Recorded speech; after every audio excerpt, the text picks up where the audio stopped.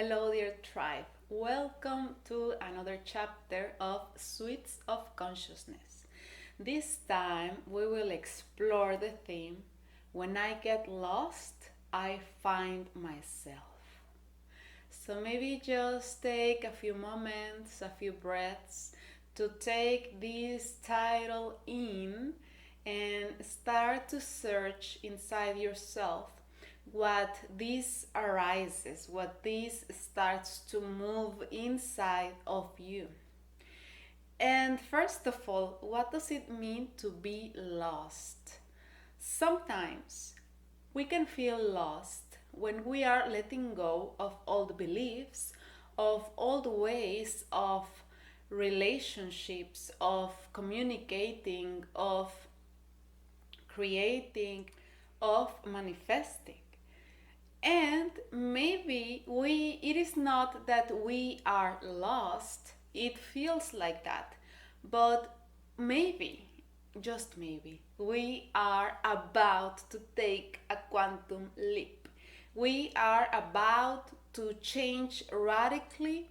We are about to be reborn into a new person, into a new personality, into a new way of being. And a lot of times, or maybe through my experience, this happens when we are maybe doing a plant medicine ceremony, we are taking a therapy, we are meditating, maybe just doing a yoga practice, or just someone, a conversation inspired us to enter into this void, into this questioning about the ways that we have been creating, that we have been manifesting ourselves. And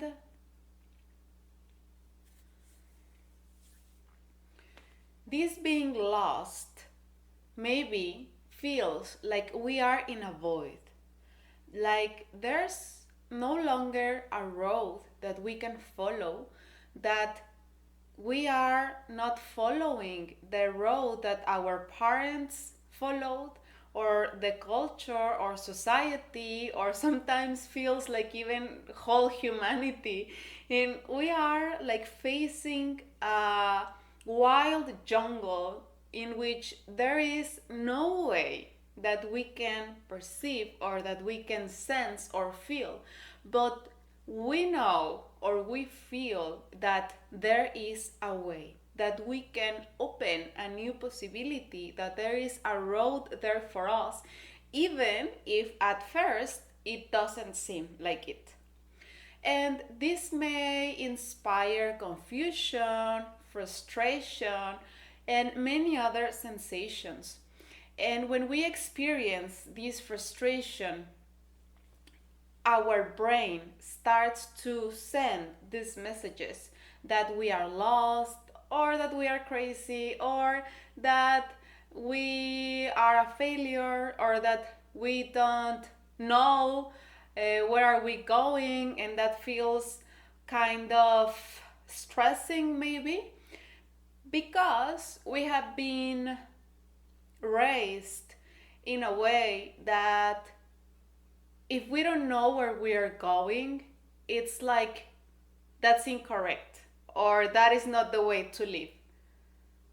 But what about if a new possibility is arising right now, and a new way of living tells us that actually not knowing where we are going opens the possibility for surprise, for innocence, for being again amazed by life, for actually being present. Because when we already know where we are going. We make sometimes these plans and fantasies in our minds about what we would like to do in 5 years, in 10 years, or sometimes we like a person, and just by looking at him or her, it's like we imagine a whole life with that person. I don't know if that happens to you, but it happened a lot to me when I was a teenager. And maybe I didn't even speak to that person, and I already, like, sometimes maybe knew the names of our children. That's really, really funny right now. But at the time, it felt really intense, and it got me like passionate about it. And it gave me a sense of knowing where I was going. But actually, what that was making is a lot of expectations that actually most of the time just got me again into a lot of frustration because it didn't happen the way I expected it. And sometimes sadness and a lot of anger because what I had imagined wasn't like that, or maybe I did got into a relationship with that person and it wasn't as perfect and as Hollywood and as Disney movies, that I was having these fantasies in my mind. And when we have all of this agenda, when we are like planning our lives through all these goals and things to achieve, maybe a lot of times we're not present with what actually is, with what we are actually feeling, with our intuition, with what other people actually are communicating to us and sending messages not only through words but also through body language, through telepathy, through I don't know, many ways in which we can communicate, in which we can read each other if we are present. But if we have all these fantasies and all of these expectations, it's like we are full of clouds, dark gray clouds, and we cannot actually see what is really going on. So it takes us out of the present moment. It actually clouds our intuition, and we are not able to actually be in that moment and perceive what actually is going on. So that is what gets us into the sensation of confusion, that we are trying to have this path, that we are trying to know where we are going. But sometimes when we enter into this void, into this death, into this time when we are asking our foundation where and how and with what have we based our life and our actions and our goals. Sometimes we look at them, a new tool, a new spiritual tool, or a new self discovery, self love tool comes and invites us to question ourselves about this foundation, about the beliefs that we have been sometimes carrying and sometimes just following blindly. And when we start to ask and question this foundation, we enter into this void because we are like, oh my God, a lot of things that I have done in my life maybe are things that my mother wanted to do, maybe are the frustrated dreams of my father, maybe it's just something that I want to achieve to get my father to validate me or my teacher or society or my religion or whatever. And when we look at that, it's really confronting. Sometimes maybe it's sad, or it can arise all of these sensations and more And what I am inviting you in this podcast, in this video, is to enjoy this void, is to take this time of death, of maybe confusion, of not knowing where to go, to actually cleanse all of that, may I say for now, garbage, all of that dark clouds, all of that gray thoughts or goals, and actually enjoy being in that void, because you know what? That void is where all the possibilities are palpitating, are vibrating, are there waiting for us to discover them. So again, when we have all of these expectations and we have like a horse, like I want to manifest this, I want this in my life, I want 3 kids, they need to have these names, I want this handsome partner, I want this house, and that's all that we can see. And okay, of course, it's valuable because maybe it gets us into discipline, into consistency, into being really perseverance, but also it can stop us from perceiving all of the other possibilities that are there waiting for us to discover them, to explore them, to experiment. And we are like, no, not anything of this, nothing of this exists, and I just want this.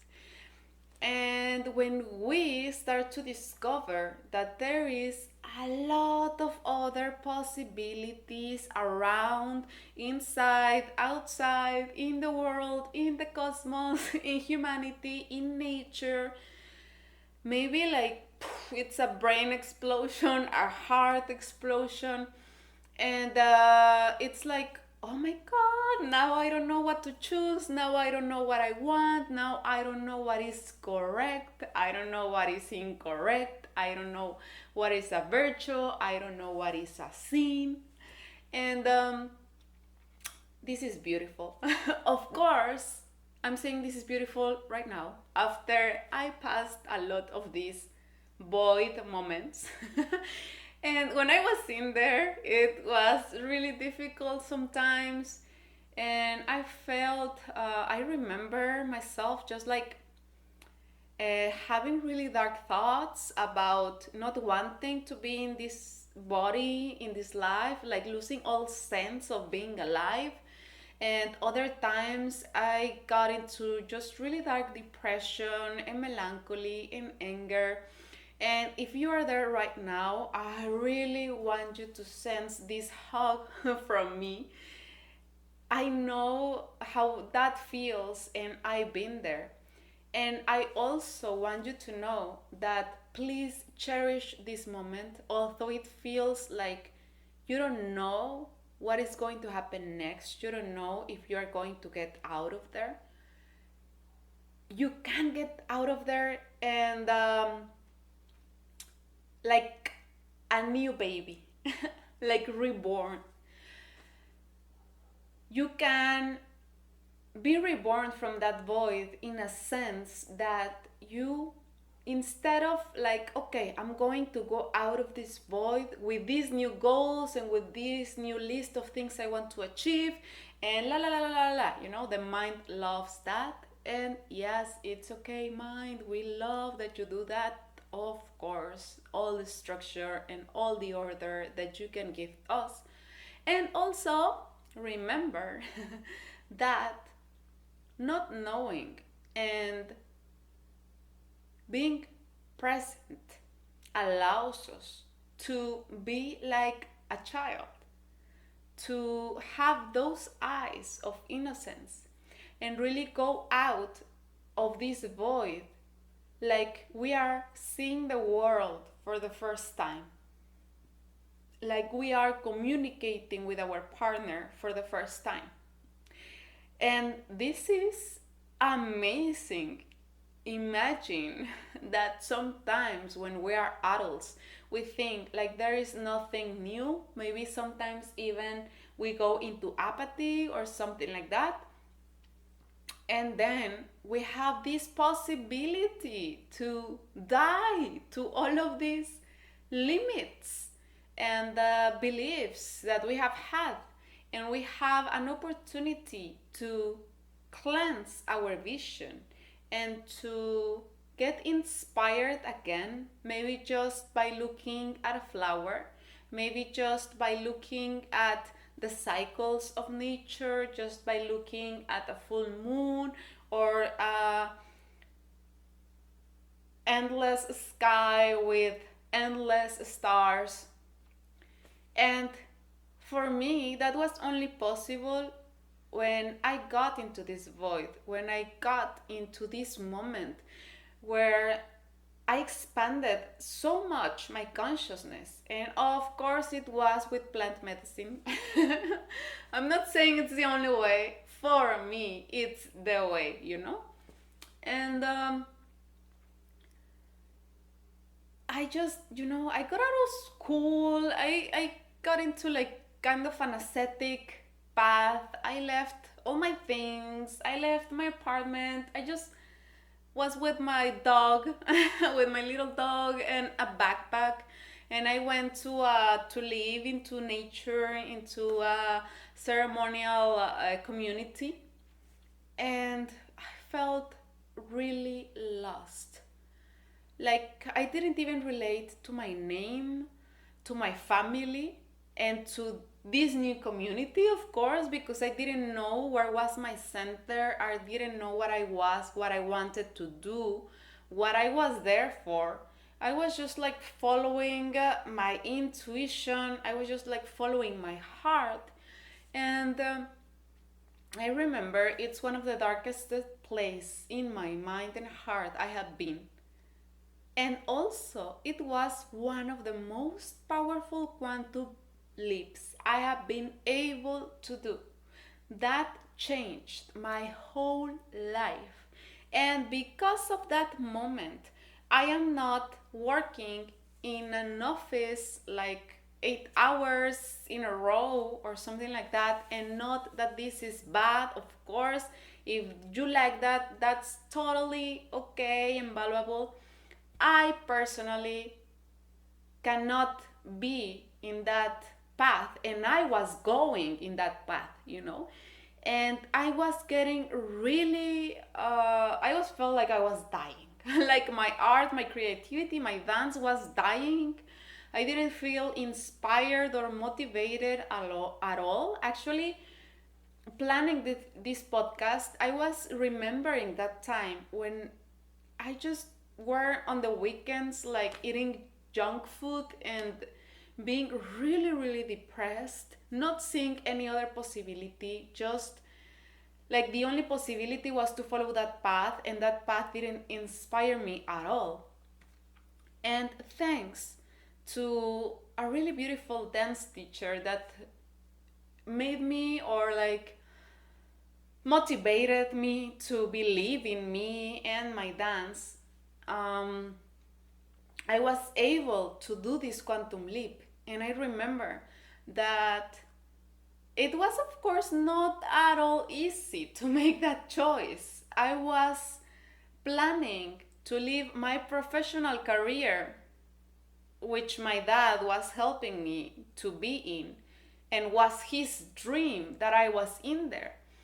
And I was planning to just leave all that and go to another city to study dance, which in our culture sometimes is seen like a hobby or like something that you're gonna be poor for all your life and blah blah blah, all of this.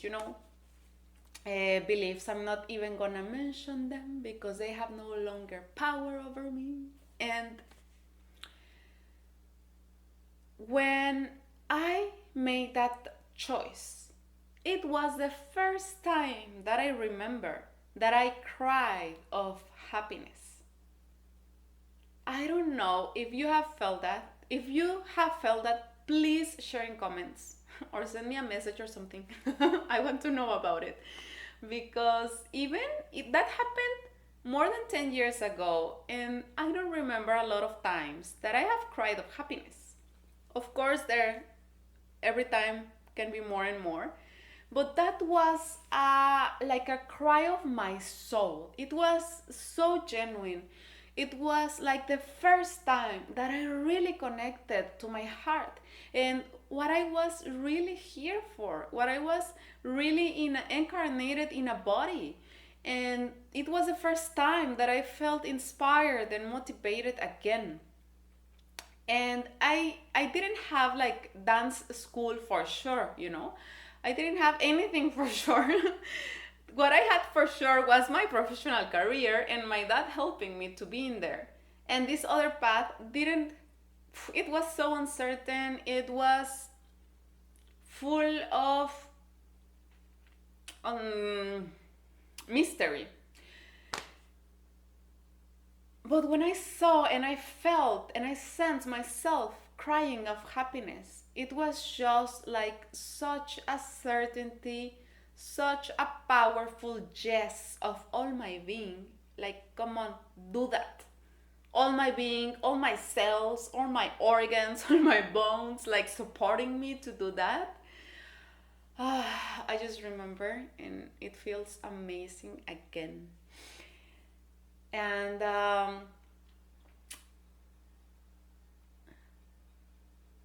so if you are in that moment trying to make a choice, looking for like confused about if you should stay in a comfort zone, if you should stay in a familiar zone, instead of following that calling of your heart or your soul or your intuition or your body, however you would like to see it or call it, please jump. Please take that jump and do that adventure and go into that quantum leap, because all the adventures and the magic, I think, start once we are able to do the tarot card of the crazy, the loco, el loco. I don't know how it's called in English, but in Spanish is el loco, the crazy one. And it's that. You feel really crazy doing that. Maybe I felt like that. I felt like no one was going to support me. I felt like I was cutting loyalties to my family. I felt like I was going to disappoint so much my father, that was really happy that he was able to get me into that school.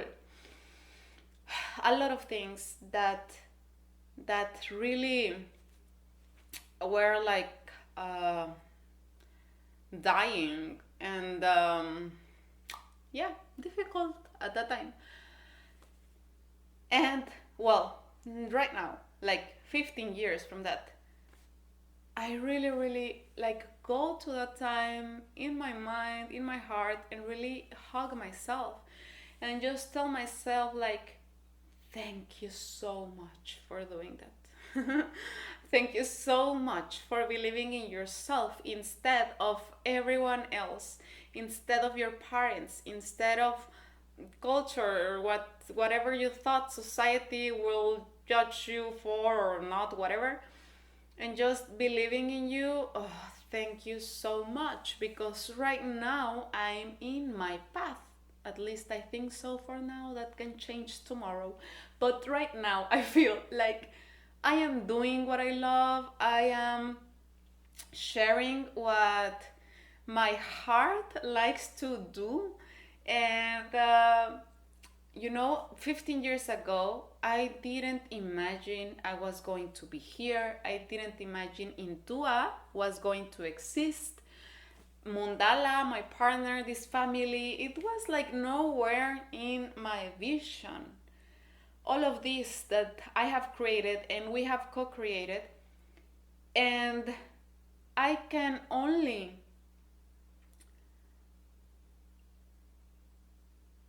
like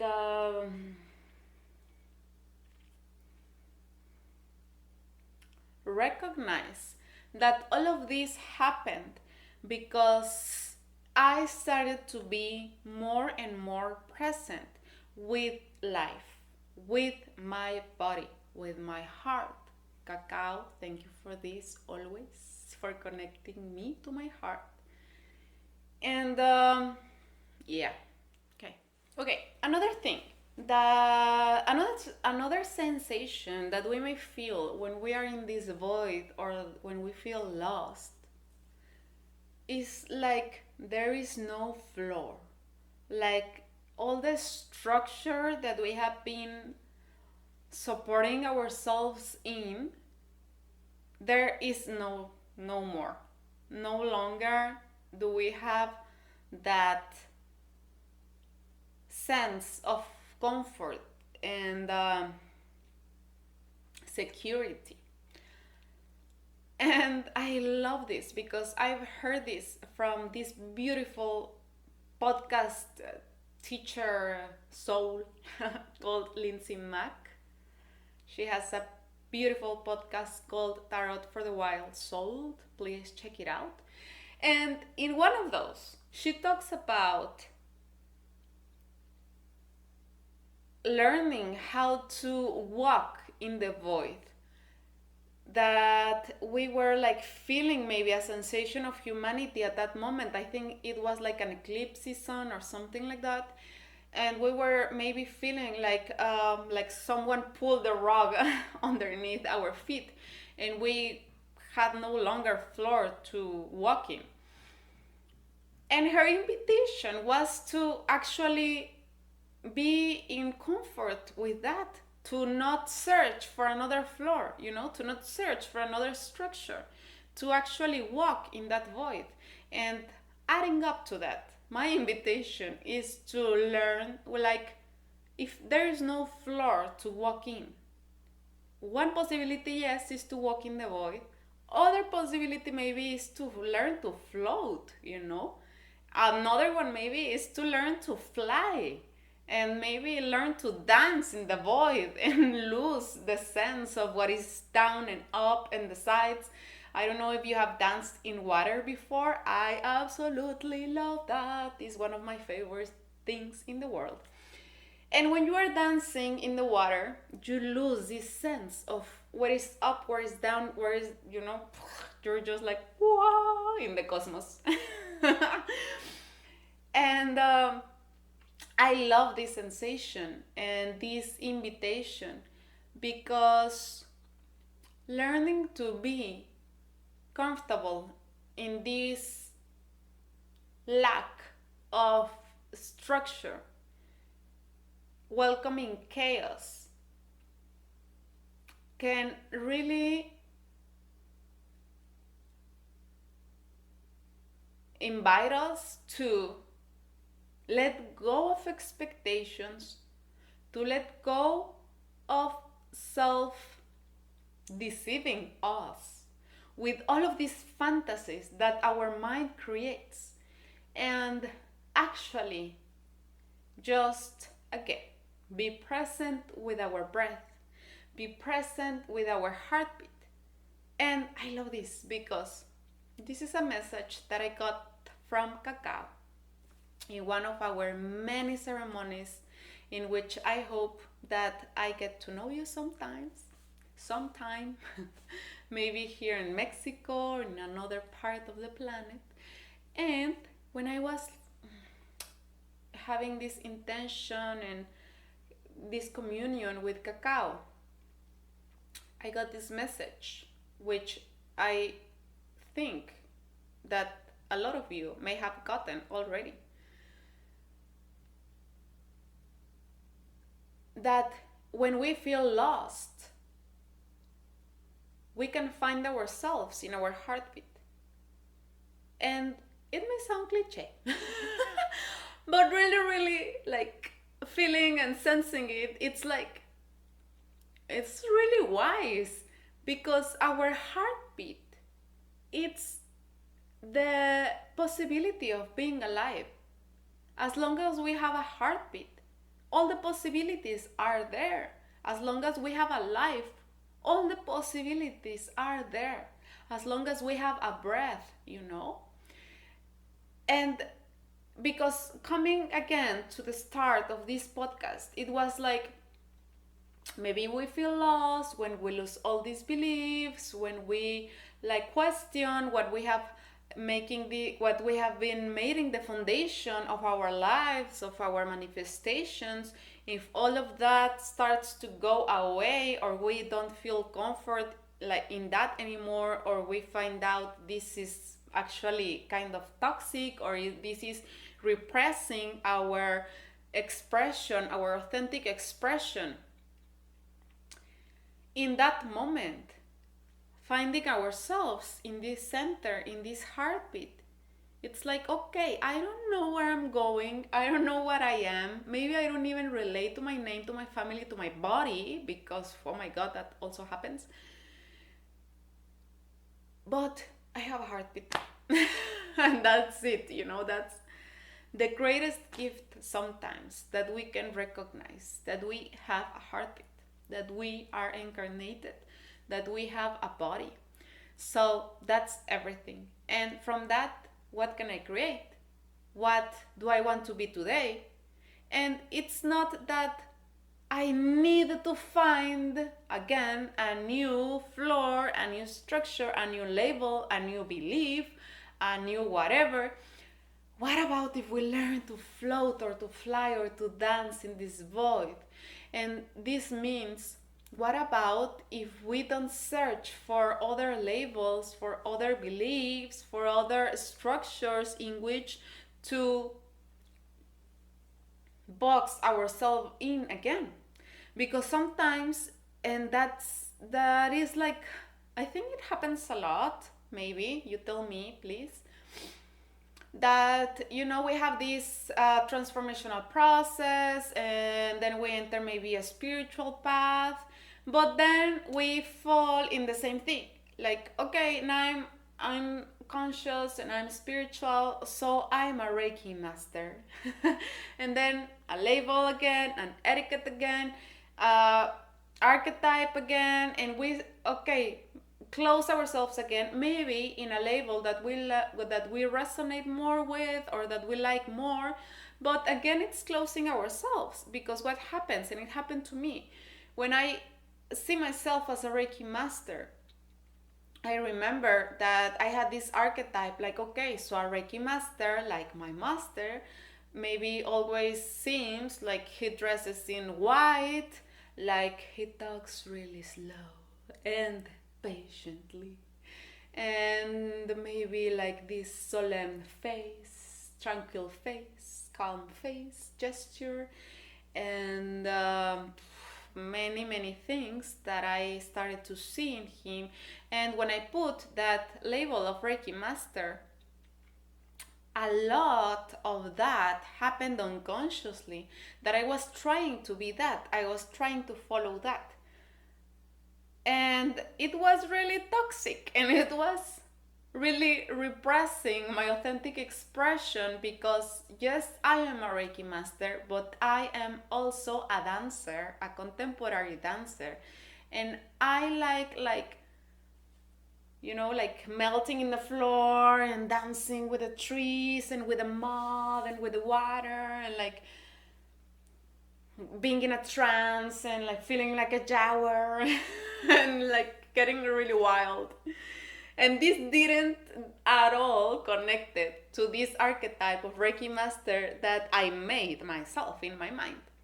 So again, I was in a cage that this time I had created for myself.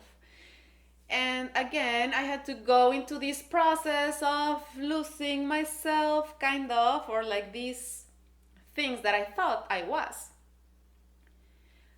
Again into the void, again into death, again into infinite possibilities, and again into the rebirth, where I started to integrate all that I was without having the sense of being a sinner, of being incorrect.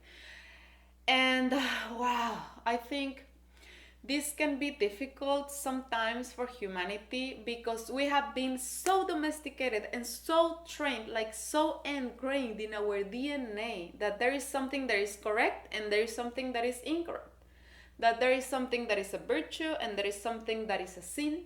That there are someone that is good person and someone that is an evil person, and we're all maybe always trying to fit in one of those, and a lot of us maybe in the good and correct and the light.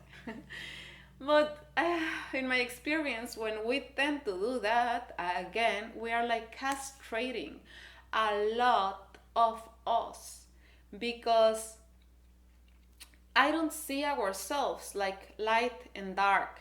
I see ourselves, humanity, as colorful, because I have this beautiful and deep connection with nature.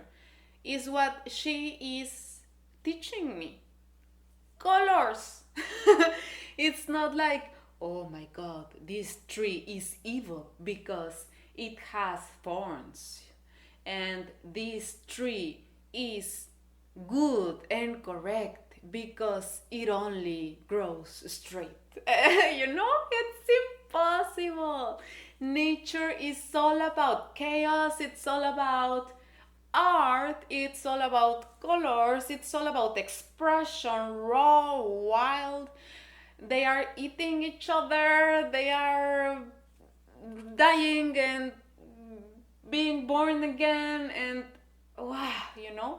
And I see humanity as nature. So it's impossible for me at this time to think about humanity in ways of good and evil, of correct and incorrect, of sinners or non-sinners, because if humanity is nature, then humanity, it's just colors.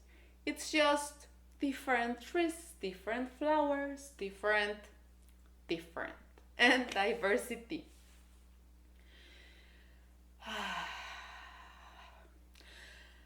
So when we take out all of this baggage and all of these implants and all of these beliefs that no longer, I think, work for humanity, only at that time is when we start to touch what authenticity means. If you go out and be reborn out of this void, out of this sensation of being lost, and you enter into these infinite possibilities, you have the opportunity to transform completely your life, to maybe change radically your path of life like it was for me. And of course, or maybe it's going to change also your relationships, the way you relate. Not always it's like, oh, you have to lose all of your friendships and start new ones. Sometimes we get this idea. Maybe not. Maybe just it changes the way you are relating to yourself, of course, and then to everyone else.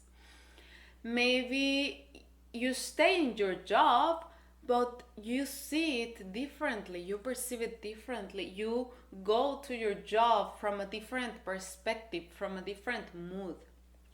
And I think this is beautiful. For me, it has been this with my partner.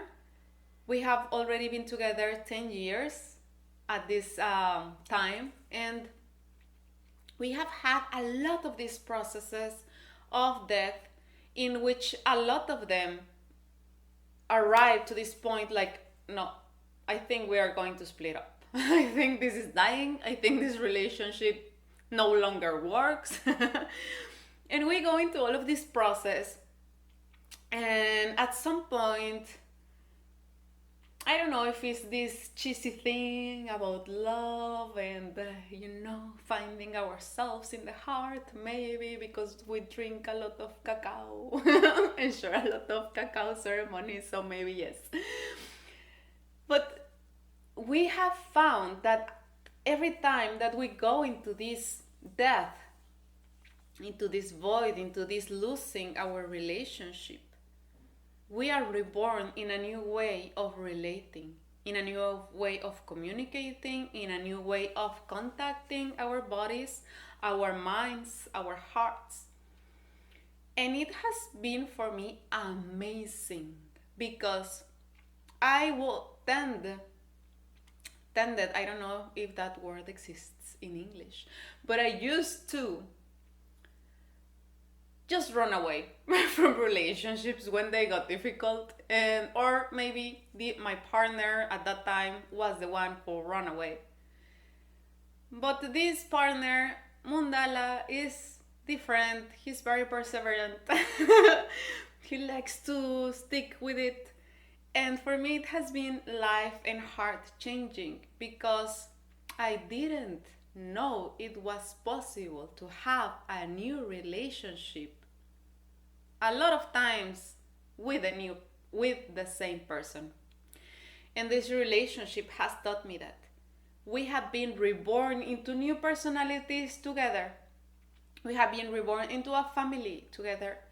We have been reborn into new ways of doing our work, of taking care of our bodies, of taking care of our minds, being in this same relationship that kind of is always dynamic and flexible and always changing. So really that is amazing, and I think that we can live that within ourselves, with a partner, with our family.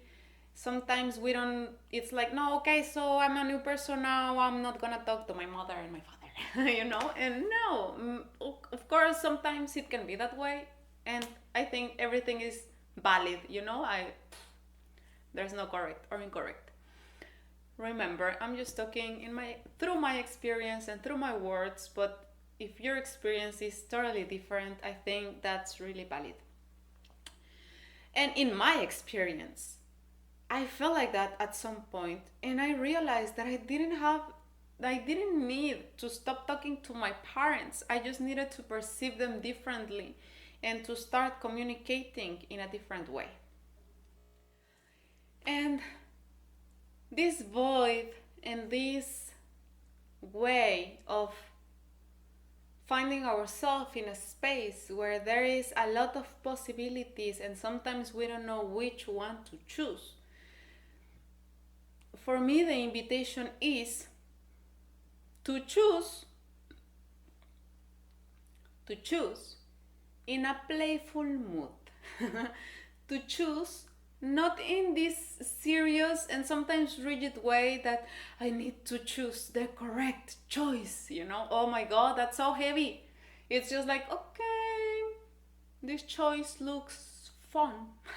This choice looks like prosperity. This choice, I have never taken that choice, so what if I take it now? And you take that choice and then you explore and you know that you can choose a different thing one and every time, over and over again. So it's about not a, about it's about opening possibilities, like leaving windows open in our consciousness, like leaving some doors open. It's about letting go of all this domestication of choose your path, like choose your career, and that career is going to define all your life until you die. Oh my god, that's so intense and so traumatic. What about if I choose a career now, but then, like me, in 2 years I find out I don't actually like that, and I choose another career? And what happened actually? I chose a dance career, and I was there for another 2 years. And again, I changed the course of my life, and I went to live to this ceremonial community. And I got like into this sense of regret and like feeling this wrong. I was so wrong, and I couldn't stay in one thing, and all of these things came to my mind of being incorrect. And it actually took me a lot of years to let go of that regret, of letting go of dance school. But when I started to really work on my self love and to really receive what I was creating after all of that experience, I really cherish that I was so brave to do that, to leave my career 2 times, and actually let go of any career and just study whatever I wanted to study at the time I wanted to study and create from that. Without the title, without a professional, whatever. And I don't know if that is correct or incorrect. It's just that leaving these possibilities open for us to explore can guide us into what freedom means and what how freedom feels actually, not the freedom that we self-deceive us with, but actual freedom where there is nothing that is wrong or a sin or something that is incorrect, but entering into the possibility of being explorers, of just being adventurers and just experimenting with every breath and every heartbeat what life and nature and all of these colors have to offer us. I have made a lot of invitations in this video, and I have another one, the last one for today. And that is, what if this uncertainty, this confusion, it's not about being lost, but it's about finding answers, but these answers, instead of being a resolution, are actually more questions and more quests for our adventurous self. What about if walking and floating and flying and dancing, and I'm gonna start to sing? I get this poetic when I am inspired, and you really inspire me. That's why I'm here. So,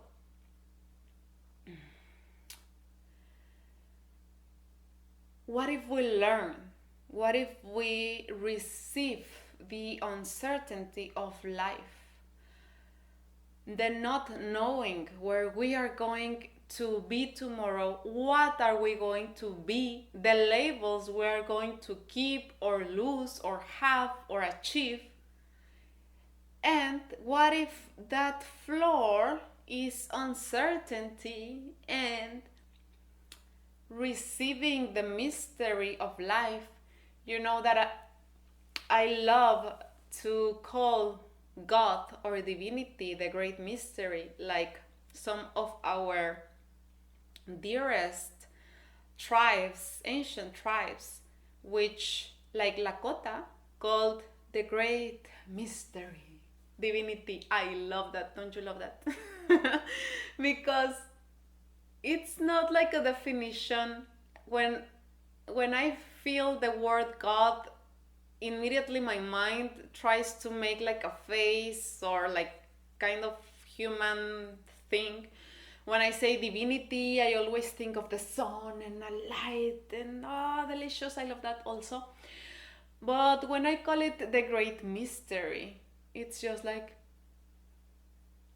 oh, cosmos, infinite.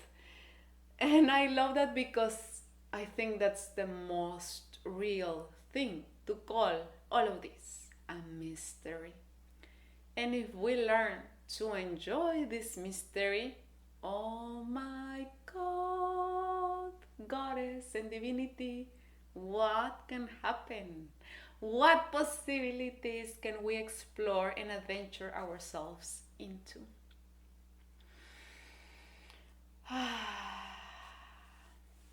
So thank you for being here. Thank you for receiving this podcast about when I get lost, I find myself. I really have the intention to being just a companion in this road, in this path in which you may be losing yourself, or you already lost yourself, or you're already finding yourself, and just get to laugh and enjoy and lose rigidness and start to enjoy the mystery that you are. So thank you for being here. I'm Mayura, and I'll see you in the next chapter of Sweets of Consciousness. Bye.